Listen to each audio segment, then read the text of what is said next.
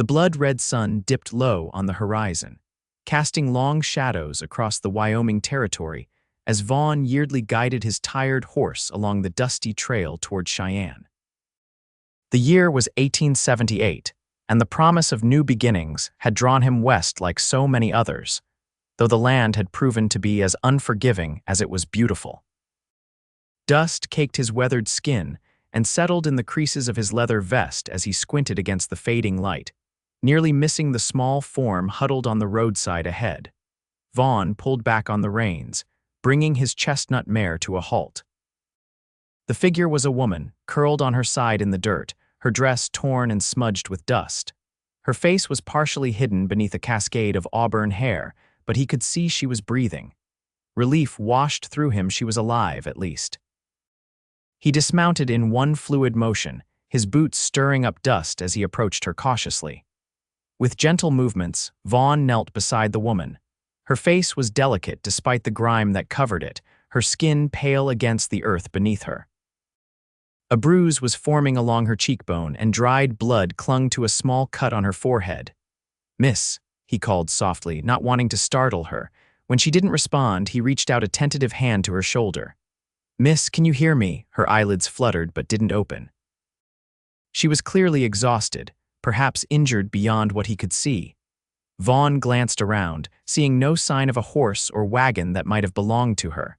Nothing but open prairie stretched in all directions, broken only by the rutted trail and distant hills. Night would fall soon, bringing with it the dangerous cold of early spring in Wyoming. "You'll wake in a bed, not the dirt," he promised, his voice gentle but firm as he made his decision. With careful movements, Vaughn slid his arms beneath her slight form and lifted her. She was lighter than he expected, and he cradled her against his chest as he returned to his horse. Getting her onto the saddle proved challenging while keeping her steady, but years of handling cattle had made him strong and sure-handed. He mounted behind her, adjusting her limp form so that she rested securely against him, her head lolling against his shoulder. With one arm around her waist to keep her from falling, he took up the reins with his free hand. "Come on, Belle," he urged his mare. "Let's get her somewhere safe." The town of Cheyenne was still a good hour's ride, and the woman's condition worried him. His own homestead was closer, a small but sturdy cabin he'd built with his own hands over the past 2 years. It wasn't much, but it was clean and warm, and she'd be safe there until he could determine the extent of her injuries and who she might be. As they rode, the woman stirred slightly against him, making a soft sound of distress. "Easy now," he murmured. "You're safe. I'm taking you somewhere you can rest properly." She didn't fully awaken, but seemed to settle at the sound of his voice. Vaughn kept up a steady stream of quiet reassurances as they made their way across the rolling landscape, telling her about the cabin ahead, and how spring was coming early this year, filling the usually barren land with wildflowers. By the time they reached his homestead, night had fallen completely. The cabin stood dark against the star-filled sky, a simple structure with a small stable built alongside it. Vaughn dismounted carefully, supporting the woman's weight as he did, then carried her inside. He laid her gently on his bed, a humble frame with a straw-filled mattress but covered with clean linens, and a thick quilt his mother had made him before he'd left Kentucky. After lighting a lamp, Vaughn returned to tend to Belle, unsaddling her quickly and making sure she had water and feed. When he returned to the cabin, the woman hadn't moved. In the warm light of the lamp, he could see her features more clearly. She was young, perhaps in her early 20s, with delicate features that spoke of gentle breeding. Her dress, though dirty and torn in places, was of fine material, not something a frontier woman would typically own. Vaughn filled a basin with water from the barrel he kept inside and found a clean cloth. With careful movements, he began to clean the dirt and dried blood from her face. She stirred slightly at his touch but didn't awaken. "Who are you?" he wondered aloud. "And what in heaven's name happened to bring you to the side of that road?" As if in response to his question, she moaned softly, her eyelids fluttering. Vaughn stepped back, not wanting to frighten her when she awoke to find a stranger hovering over her. Her eyes opened slowly, revealing irises the color of summer sage, clouded with confusion as she tried to focus on her surroundings. When her gaze finally settled on him, she gasped and tried to sit up, only to fall back with a groan of pain. "Easy," Vaughn said, keeping his distance but holding his hands up to show he meant no harm. "You're safe. I found you unconscious by the trail. This is my home, about an hour's ride from Cheyenne." The woman's eyes darted around the cabin, taking in the sparse furnishings: the small table with 2 chairs, the cast iron stove, the shelf with a few books and personal items. Her hand went to her throat and panic flashed across her face when she found nothing there. "My locket," she whispered, her voice hoarse. "Where's my locket?" "I didn't see any locket," Vaughn replied honestly. "Just you lying in the dirt. Can you tell me your name?" She hesitated, studying him with wary eyes before answering. Eleanor Rowe. "I'm Vaughn Yeardley," he offered with a slight nod. "Do you remember what happened to you, Miss Rowe?" Eleanor's brow furrowed as she struggled to recall. "I was traveling to Cheyenne, the stagecoach. There were men." Her breathing quickened as fragments of memory returned. "They stopped us, took everything of value. I ran." Her voice broke, tears filling her eyes. "The driver and the guard, they were shot. I don't know what happened to the other passengers." Vaughn's jaw tightened. Stagecoach robberies weren't uncommon, but they'd been increasing lately. The lawmen in Cheyenne had been struggling to catch the gang responsible. "I'll ride into town tomorrow and alert the sheriff," he promised. "For now, you need rest. Are you badly hurt?" Eleanor gingerly touched the cut on her forehead. "I don't think so, just bruised," and she swallowed hard. Frightened. "You're safe here," Vaughn assured her. "I'll sleep by the fire, you take the bed." "I can't take your bed," she protested weakly. "You can and you will," he said firmly. "I promised you'd wake in a bed, not the dirt, and I mean to keep my word." A flicker of something, perhaps gratitude, perhaps simply exhaustion, crossed her face. "Thank you, Mr. Yeardley." Vaughn nodded and moved to the stove. "Are you hungry? I don't have much, but I can make you some broth." "Please," she whispered, and he could hear the weariness in her voice. While he worked, warming the broth he'd made from the previous day's rabbit, he glanced occasionally at Eleanor. She'd managed to sit up, propping herself against the wall, and was examining the tear in her sleeve. In the lamplight, her auburn hair took on a copper glow, falling in waves around her shoulders. Despite the dirt and dishevelment, there was an undeniable grace about her. "Here," he said, bringing her a steaming cup. "Careful, it's hot." Their fingers brushed as she took the cup, and Vaughn noticed how smooth her hands were, not the hands of someone accustomed to hard labor. "You're a long way from home, aren't you?" Eleanor sipped the broth before answering. "Yes, Philadelphia. My father died last winter and I." She paused, seeming to consider how much to reveal. "I'm going to live with my aunt in Cheyenne. She owns a millinery shop there." "Madeline Finch?" Vaughn asked, surprise coloring his voice. Eleanor's eyes widened. "Yes, do you know her?" "Everyone in Cheyenne knows Madame Finch's hats," he replied with a small smile. "She's quite particular about her creations." "That sounds like Aunt Madeline," Eleanor said, a ghost of a smile touching her lips. "She'll be worried when I don't arrive on schedule." "I'll send word to her when I go to town," Vaughn promised. "First thing in the morning." They lapsed into silence as Eleanor finished her broth. The cabin was quiet save for the occasional pop from the fireplace and the distant howl of a coyote. Vaughn took the empty cup when she was finished and set it aside.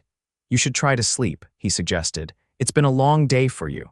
Eleanor nodded but hesitated before lying down. "Mr. Yeardley, I'm deeply grateful. Many men would not have stopped." Vaughn shook his head. "I couldn't have ridden past, not and lived with myself after." "Still," she said softly, "thank you." As she settled back against the pillows, Vaughn turned down the lamp and made his bed on the floor near the fire, using his saddle as a pillow and an extra blanket for warmth. He'd slept in far worse conditions during his years as a ranch hand before buying this piece of land. The night passed slowly for Vaughn, who found sleep elusive. His mind kept returning to the woman in his bed and the circumstances that had brought her there. Stagecoach robberies were vicious business, and Eleanor was fortunate to have escaped with her life. Many weren't so lucky. In the gray light of dawn, Vaughn rose quietly, trying not to disturb Eleanor as he stoked the fire and put coffee on to boil.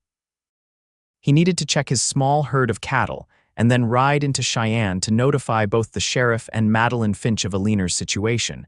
He was at the door, pulling on his coat when Eleanor's voice stopped him. "You're leaving." There was an undercurrent of fear in her question. Vaughn turned to find her sitting up in bed, her hair tousled from sleep, her eyes wide with alarm. "Just to check the cattle," he explained. "Then I'll head to town. I'll be back before midday, I promise." Eleanor seemed to relax slightly at his words. "I should go with you to town." "Aunt Madeline, you need rest," Vaughn interrupted gently. "The ride to town isn't easy and you took quite a blow to the head. Stay here today. I'll bring your aunt to you if she wishes to come." Eleanor looked like she might argue, but then winced as she shifted position. "Perhaps you're right. There's coffee on the stove and biscuits from yesterday in the tin on the shelf. Help yourself to whatever you need." He hesitated, then added, "The door has a good strong bar. You can secure it after I leave if it would make you feel safer." Gratitude softened her features. "Thank you." With a nod, Vaughn stepped outside into the cool morning air. The sun was just beginning to peek over the eastern horizon, casting the prairie in a golden glow. His small herd of 30 cattle grazed peacefully in the distance, and after a quick check to ensure all was well, he saddled Belle and set off for Cheyenne. The town was already bustling when he arrived, the streets muddy from a recent rain as wagons and horses navigated between the growing number of wooden buildings. Cheyenne was changing rapidly, transforming from a rough railroad town into something resembling civilization with each passing month. Vaughn's first stop was the sheriff's office, where he found Sheriff Thomas Miller nursing a cup of coffee at his desk. "Yeardley," the older man greeted him with a nod. "What brings you to town? Cattle business?" "No, Sheriff. I found a woman yesterday, unconscious by the trail about an hour out of town." Vaughn removed his hat as he stepped inside. "Eleanor Rowe says the stagecoach she was on was robbed. The driver and guard were shot." Miller's expression darkened as he stood up. "The Philadelphia stage. We found it yesterday afternoon, driver and guard dead, just like she said. 3 passengers dead too, 1 missing." He studied Vaughn intently. "Where is she now?" "At my place. She was in no condition to travel further last night, and I wanted to get word to her Aunt Madeline Finch." The sheriff nodded. "I'll send one of my deputies out with you to take her statement. We've been tracking this gang for months now. Maybe she saw something that can help us identify them." He rubbed his graying beard thoughtfully. "I'll stop by Madame Finch's shop myself and let her know her niece is safe." Vaughn thanked him and left, deciding to wait for the deputy at the general store where he could pick up some supplies. Eleanor would need more substantial food than what he had at the cabin, and perhaps some clean clothing until her aunt could provide proper attire. The storekeeper's wife, Mrs. Jenkins, was only too happy to help when Vaughn explained the situation. She gathered a simple dress, undergarments, and a hairbrush, while he selected coffee, sugar, flour, and some dried fruit. "Poor thing," Mrs. Jenkins clucked sympathetically as she wrapped the dress in brown paper. "Those animals have struck 3 stages in the past 2 months. The railroad's cutting into their business, so they're getting desperate, more vicious too." Vaughn nodded grimly. "Sheriff's sending a deputy out with me to talk to her." "Well, you make sure she eats proper," Mrs. Jenkins instructed, handing him the package. "And tell her Martha Jenkins sends her regards and hopes for her quick recovery." By the time Vaughn had finished his business in town, Deputy James Foster was waiting for him outside the sheriff's office, already mounted on a sturdy bay gelding. "Sheriff says you found our missing passenger," Foster said by way of greeting. He was a young man, perhaps 25, with a serious demeanor that belied his age. "That's right," Vaughn replied, mounting Belle. "She's resting at my place. Took a blow to the head, but seemed lucid enough last night." The 2 men rode in companionable silence for much of the journey, the deputy occasionally asking questions about what Vaughn had observed when he found Eleanor. As they neared the cabin, Vaughn noticed Foster eyeing his small herd with approval. "Building up a nice spread," the deputy commented. "Sure thorns." "Most of them," Vaughn confirmed. "Planning to expand next year if the weather holds and prices stay decent." They dismounted in front of the cabin, and Vaughn was pleased to see smoke rising from the chimney. At least Eleanor had felt well enough to tend the fire. He knocked firmly on the door. "Eleanor, It's Vaughn. I've brought a deputy to speak with you. There was movement inside, then the sound of the bar being lifted. The door opened to reveal Eleanor, standing somewhat unsteadily but looking significantly better than she had the previous night. She'd washed her face and tried to smooth her dress, though it remained torn and stained. "Mr. Yeardley," she greeted him, her eyes moving to the deputy. "You must be from the sheriff's office." "Deputy James Foster, miss," the young man said, removing his hat. "Sheriff Miller asked me to get your statement about what happened on the stagecoach." Eleanor nodded and stepped back to allow them entry. "Of course, please come in." Vaughn handed her the packages as they entered. "Mrs. Jenkins at the general store sent some things for you, a dress and some personal items, and I've brought food." A flush of color touched Eleanor's cheeks. "That's very kind. Please thank her for me." While Deputy Foster questioned Eleanor about the robbery, Vaughn busied himself preparing a more substantial meal than the previous night's broth. He listened as she recounted her experience, how the stage had been stopped by 5 masked men, how they'd ordered everyone out and demanded valuables. One passenger had resisted, and that's when the shooting started. "I ran," she said, her voice tight with emotion. "I heard more shots behind me, but I didn't look back. I kept running until I couldn't anymore. I must have fallen. I don't remember much after that until I woke up here." Foster's pencil scratched across his notepad as he took down her words. "Can you describe any of the men?" "Height, build, anything distinctive about their voices?" Eleanor closed her eyes, concentrating. "One was very tall, well over 6 feet. He seemed to be the leader. Another had a scar on his hand I noticed when he grabbed my arm, and one spoke with an accent, Southern, I think." The deputy nodded, looking satisfied with her observations. "That matches what we know about the Larson gang. They've been operating in this territory for some time." He closed his notebook and tucked it into his pocket. "Sheriff Miller spoke to your aunt. She was mighty relieved to hear you're alive, but she's bedridden with a bad case of influenza. Doc says she shouldn't have visitors for at least a week." Eleanor's face fell. "Oh, I hadn't realized she was ill. The sheriff arranged a room for you at Mrs. Wilson's boarding house in town," Foster continued. "I can escort you there once you feel up to traveling." Vaughn, who had been setting plates on the table, looked up at this.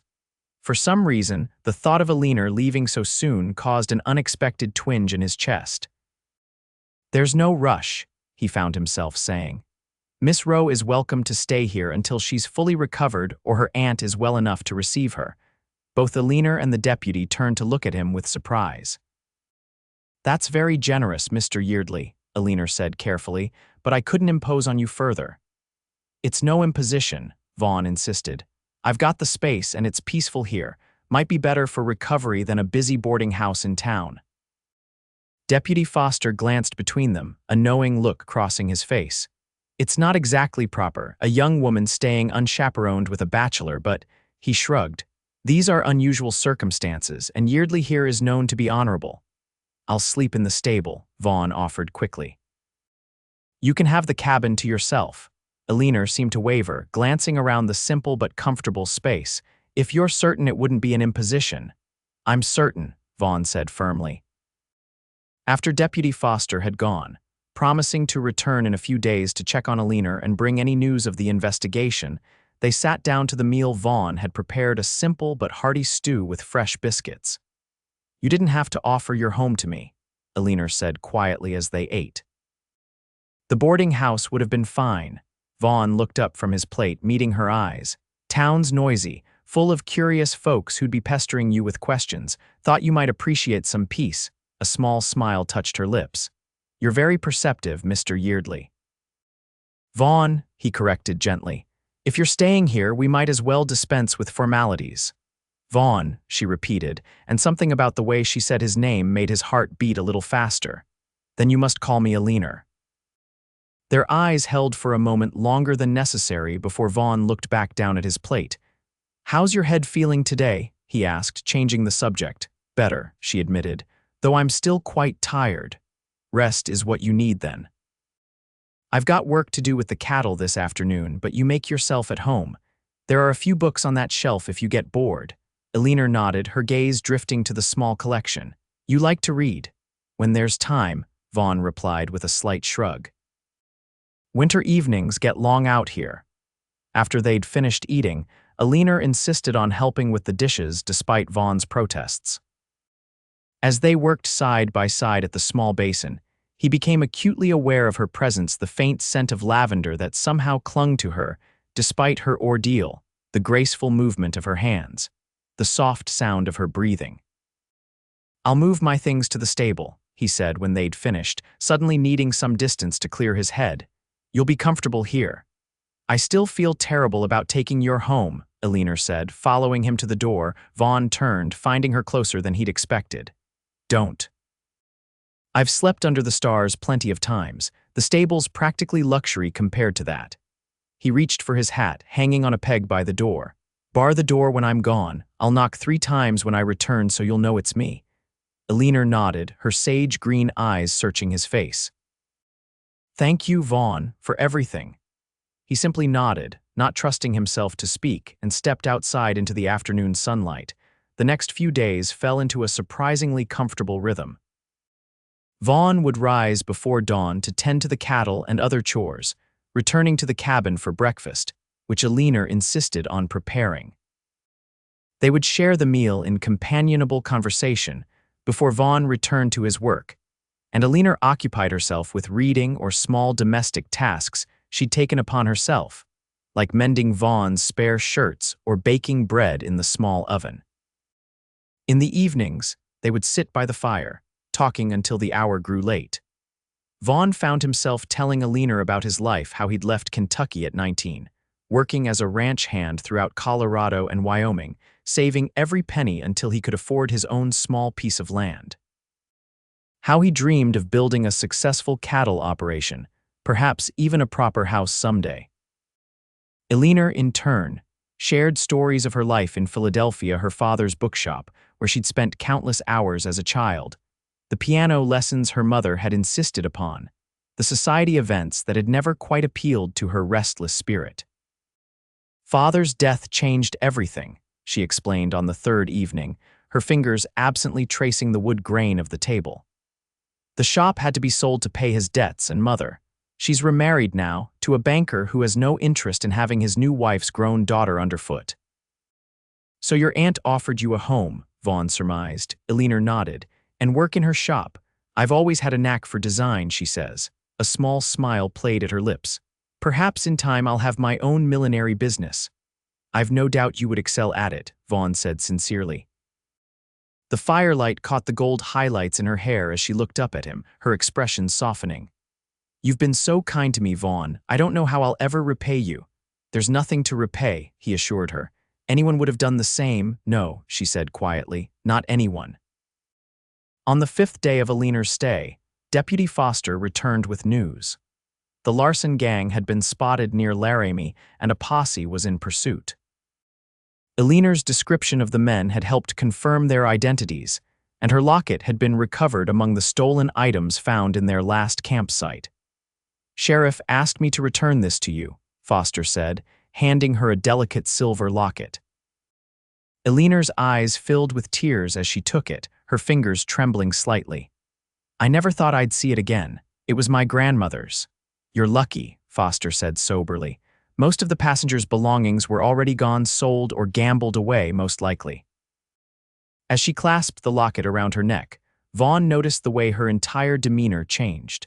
Some piece of herself had been restored along with the family heirloom. The realization of how much he'd come to care for her happiness in such a short time was both surprising and unsettling. Foster also brought a letter from Madeline Finch, informing Eleanor that she was recovering well, but the doctor still advised caution for another few days.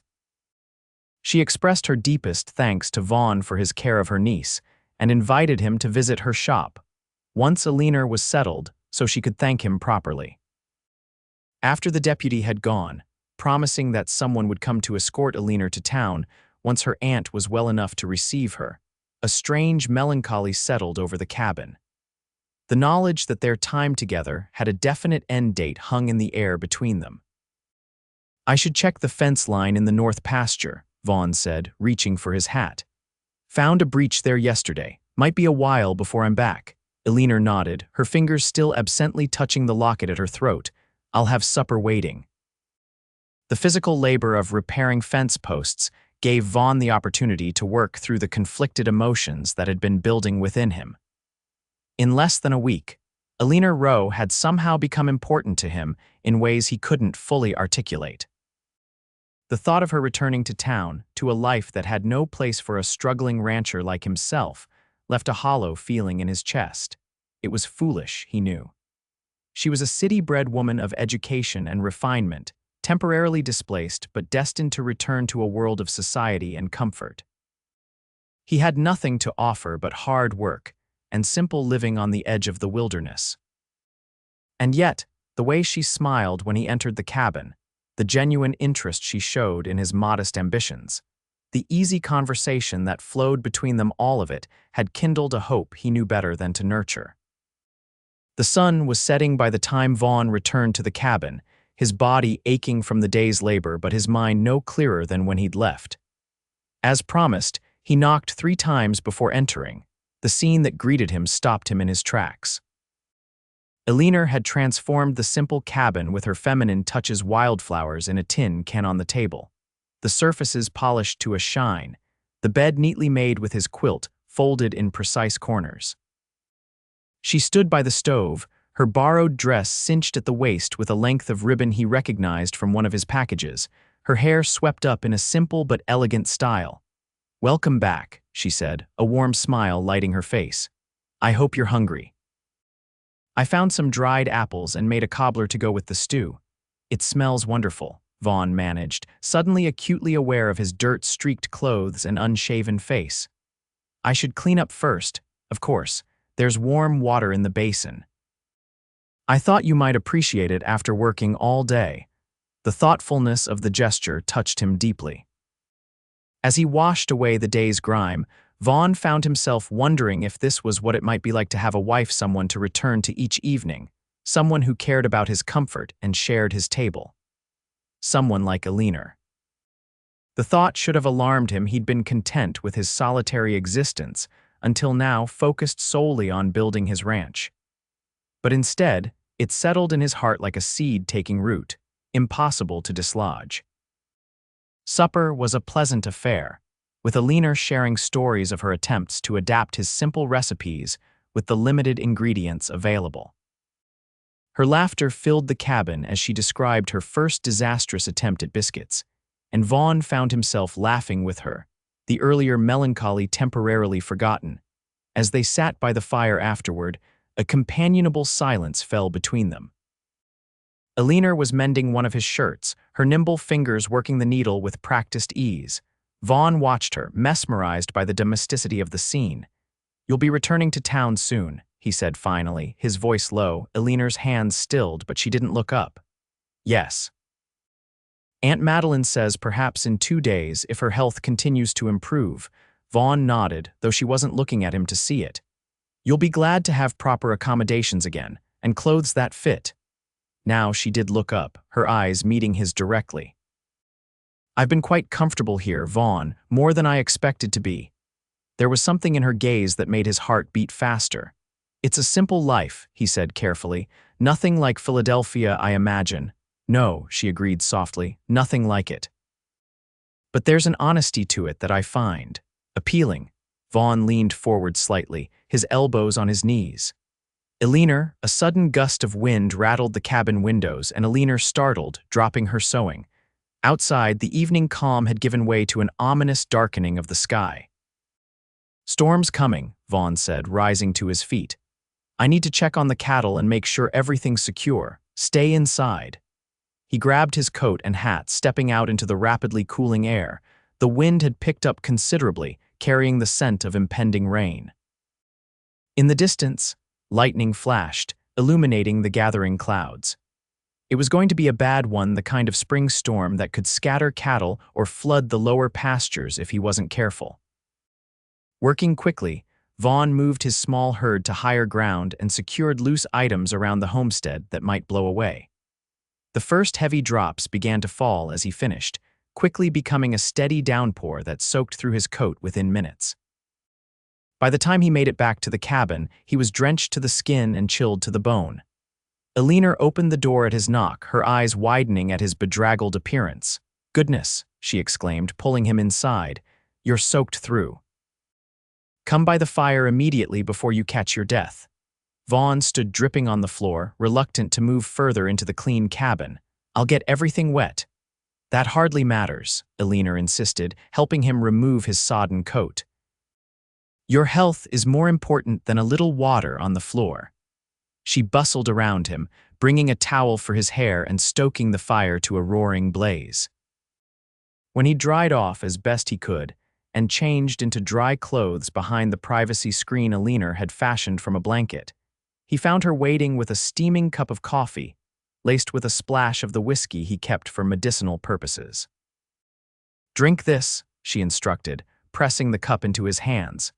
"It will warm you from the inside." Their fingers brushed during the exchange, and Vaughn felt a jolt of awareness that had nothing to do with the cold.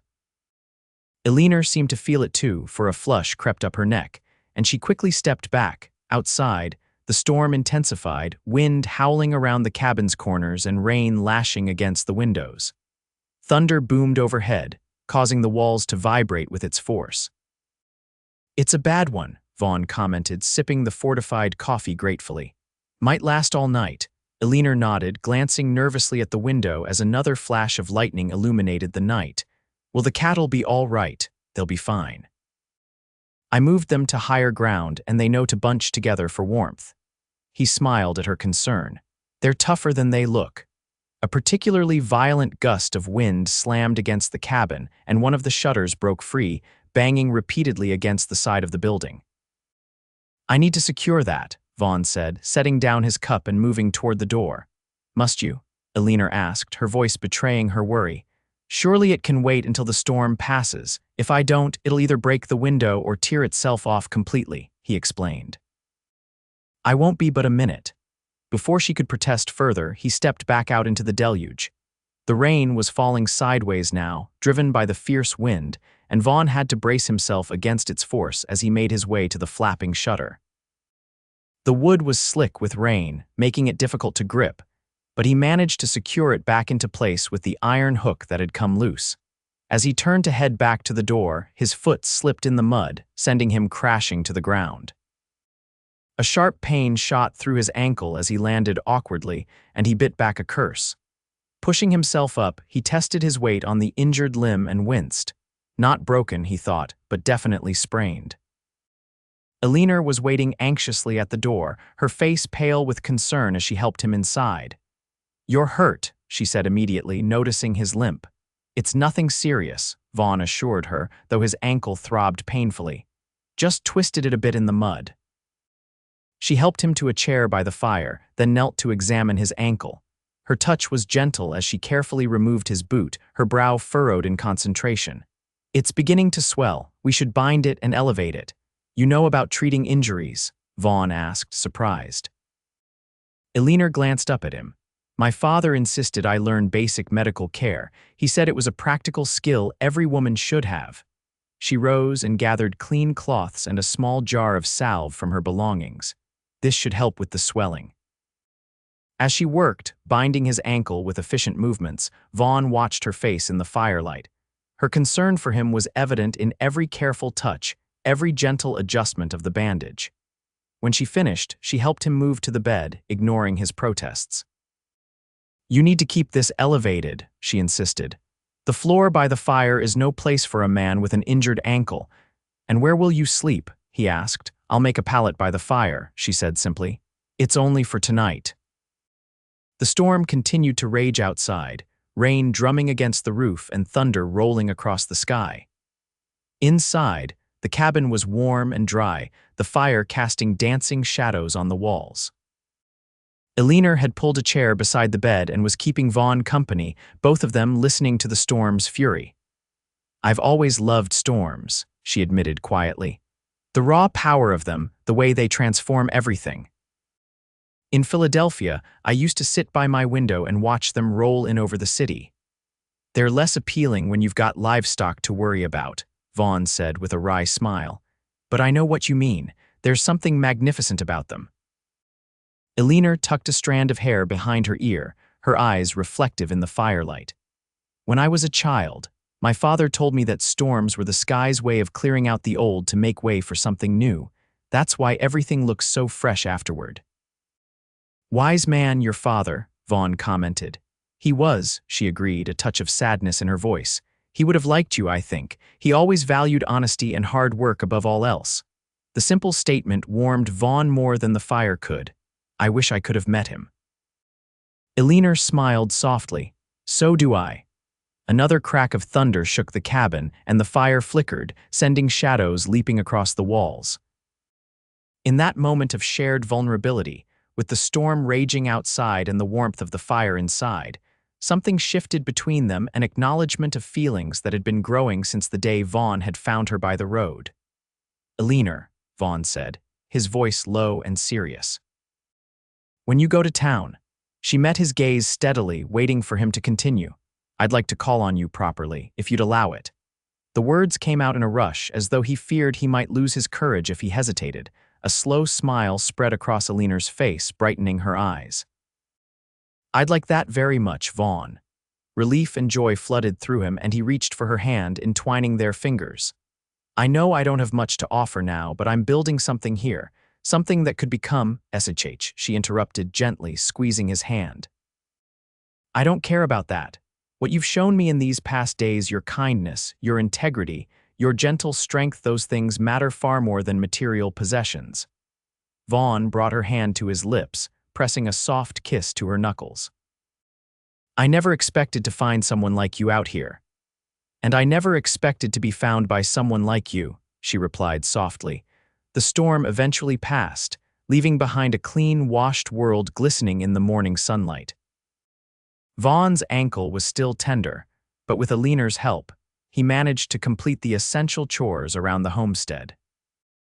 They spent the day in a bubble of shared contentment, both aware that their time alone together was drawing to a close, but heartened by the promise of a future that now included each other. True to her word, Madeline Finch sent a wagon for her niece the following day, driven by her shop assistant, a cheerful young woman named Sarah. Eleanor introduced Vaughn as the man who saved my life, a description that made him uncomfortable with its implication of heroism, but the warmth in her eyes as she said it eased his discomfort. As Eleanor gathered her few belongings and the packages Vaughn had brought from town, Sarah waited outside, giving them a moment of privacy for their farewell. It feels strange to be leaving, Eleanor admitted, glancing around the cabin that had been her sanctuary. I've grown quite fond of this place. It will be here whenever you wish to return, Vaughn said, his meaning clear in his steady gaze. Eleanor stepped closer to him, reaching up to touch his cheek gently. I'll hold you to that promise. In a moment of boldness, Vaughn leaned down and pressed his lips to hers in a brief, tender kiss there first. It was a promise, a beginning rather than an ending, and they both knew it. I'll come to town in a few days, he said as they parted. Once this ankle is stronger.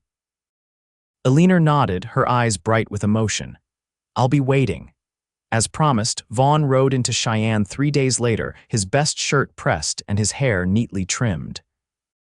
He carried a small bouquet of wildflowers, gathered from the meadow near his cabin, humble, compared to the hothouse blooms available in town, but gathered with care and meaning. Madeline Finch's millinery shop was located on one of the main streets, its window display showcasing elegant hats adorned with ribbons, flowers, and feathers. A bell tinkled as Vaughn entered, causing a plump, gray-haired woman to look up from where she was arranging a display of ribbons. Mr. Yeardley, I presume, she asked, her shrewd eyes taking in his appearance with obvious approval. Yes, madam, Vaughn confirmed, removing his hat. I've come to call on Eleanor if she's available. Madeline's expression softened. Eleanor has spoken of little else but you since her return. She's in the back room, designing new trim for a hat. Let me fetch her for you. When Eleanor appeared moments later, Vaughn's breath caught in his throat. She was wearing a simple blue dress that brought out the color of her eyes, her hair arranged in an elegant style that framed her face perfectly. She looked every inch the refined city woman she was, and yet her face lit up at the sight of him with genuine delight that had nothing to do with society manners. "Vaughn," she said warmly, coming forward to greet him. "I'm so pleased you've come." He presented the wildflowers somewhat awkwardly. "They're not much compared to what you're used to, I imagine." "They're perfect," she declared, burying her nose in the colorful blooms. "And they remind me of the prairie around your cabin." Madeline, watching this exchange with evident satisfaction, announced that she would close the shop early for lunch so that the young people could have some time together. "Why don't you show Mr. Yeardley around town, Eleanor? I'm sure he rarely has the opportunity to enjoy Cheyenne's amenities." With her aunt's blessing, Eleanor took Vaughn's arm and they set off to explore the town. They strolled along the boardwalks, stopping to peer into shop windows and greeting people Eleanor had met during her short time in Cheyenne. Many citizens recognized Vaughn as the man who had rescued the Finch girl from the stagecoach robbery, and he found himself the recipient of numerous handshakes and words of commendation. "You're quite the hero in town," Eleanor teased as they left the general store, where Mrs. Jenkins had insisted on giving Vaughn a fresh apple pie for his kindness. "Hardly," he replied, uncomfortable with the attention. "Anyone would have done the same." "That's not true, and you know it," Eleanor said firmly. "What you did taking in a stranger, caring for me, offering me shelter and safety, it speaks to your character, Vaughn. And that's why." She paused, color rising in her cheeks as she looked up at him. "That's why I've found myself falling in love with you despite the brevity of our acquaintance." Vaughn stopped walking, turning to face her fully, heedless of the other pedestrians who had to navigate around them. "Eleanor," he said, his voice thick with emotion. "I've loved you since that first morning when I found you worrying about taking my bed when you could barely stand. Your compassion, your strength, your grace in the face of adversity, how could I not love you?" The joy that bloomed on her face was worth any amount of public scrutiny. "Then we are in agreement," she said, her voice steady despite the emotion shining in her eyes. Over the weeks that followed, Vaughn courted Eleanor properly, riding into town as often as his work allowed. Madeline Finch observed their growing attachment with approval, confiding to Eleanor that she found Vaughn refreshingly forthright compared to those city dandies. The Larson gang was captured in late April, bringing closure to the stagecoach robbery that had so dramatically altered Eleanor's life. When she testified at their trial, Vaughn sat in the courtroom for support, his steady presence giving her the courage to face the men who had killed her fellow passengers and nearly taken her life as well.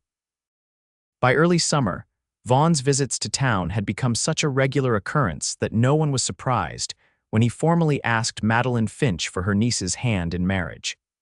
The older woman gave her blessing without hesitation, having seen the genuine love that had developed between them. "He proposed by the creek that runs through his property," Eleanor told her aunt afterward, her face glowing with happiness. "He's building a proper house, nothing grand, but with a real kitchen and multiple rooms, and he says I can have a garden and perhaps even keep chickens." Madeline noted the excitement in her niece's voice with satisfaction. "You've changed, my dear. The girl who arrived from Philadelphia would have found such prospects terribly provincial." Eleanor smiled thoughtfully. "Perhaps I needed to lose everything to discover what truly matters. Vaughn showed me that a life built on love and honest work can be richer than all the society functions in Philadelphia." Their wedding took place on a perfect September day in 1878, with the cottonwood trees beginning to turn gold against the blue Wyoming sky. The ceremony was held in Cheyenne's small church, followed by a celebration at the home of Sheriff Miller and his wife, who had taken a particular interest in the couple whose meeting had begun with such dramatic circumstances. Eleanor wore a gown of ivory silk that Madeline had ordered specially from Denver, with a hat of her aunt's creation adorned with tiny wildflowers that matched the bouquet she carried. Vaughn, standing tall and proud in a new suit, could scarcely believe his good fortune as he watched his bride walk toward him down the short aisle. "She's too fine for the likes of you, Yeardley," one of the local ranchers teased good-naturedly at the reception. "Don't I know it?" Vaughn replied with a smile, his eyes never leaving Eleanor as she moved among their guests. Later, As he drove his wagon toward their home now with his bride beside him, Vaughn reflected on the strange twist of fate that had brought them together. If he hadn't taken that particular trail on that specific evening, if Eleanor hadn't escaped the stagecoach robbery, if she hadn't collapsed at that exact spot where he would find her, any small change might have meant their paths never crossing. "What are you thinking about so seriously?" Eleanor asked, touching his arm gently. "How fortunate I am," he replied honestly. "How one moment can change everything." She leaned her head against his shoulder, a contented sigh escaping her lips. "I was thinking the same thing. When you found me, when you said I would wake in a bed and not the dirt, I had no idea those words would lead to this moment." "I'm glad they did," Vaughn said simply, pressing a kiss to her hair. "As am I," Eleanor whispered. "As am I." The years that followed were filled with the kind of hard work and simple joys that characterized life on the Wyoming frontier. The small cabin gave way to the house Vaughn had promised, modest but solid, with 3 bedrooms, a proper kitchen with a cast iron cookstove that Eleanor declared a miracle compared to cooking over an open fire, and a parlor with bookshelves that gradually filled with volumes ordered from catalogs or purchased during trips to Cheyenne. Eleanor learned the skills necessary for ranch life with determination and good humor. Her first attempts at milking their newly acquired cow left both her and Vaughn helpless with laughter, but she persevered until she mastered it. Her garden thrived under her careful tending, providing vegetables for their table and flowers for the house.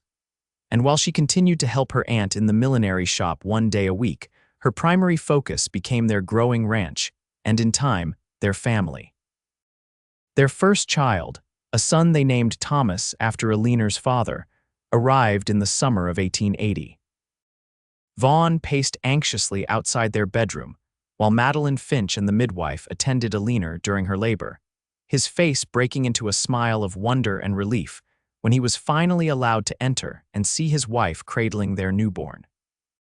"He looks like you," Eleanor said softly, her face tired but radiant as she handed the tiny bundle to his father. Vaughn took his son with reverent care, marveling at the small features and tiny hands. "He's perfect," he whispered, "just like his mother." As the years passed, their family and their ranch prospered. A daughter, Sarah, joined them in 1882, followed by another son, William, in 1885. Eleanor proved to be a natural mother, balancing the demands of caring for young children with the ongoing work of the ranch, with a grace that continually amazed Vaughn. The cattle business had its ups and downs, with years of drought followed by years of plenty, but Vaughn's careful management and willingness to adopt new methods when they proved beneficial meant that their operations steadily grew.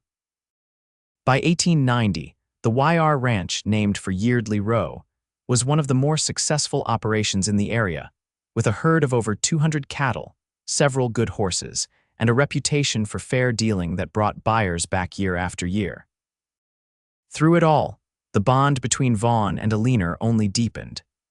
The love that had begun in those extraordinary days following her rescue matured into a partnership based on mutual respect, shared goals, and an abiding affection that was evident to anyone who spent time in their company.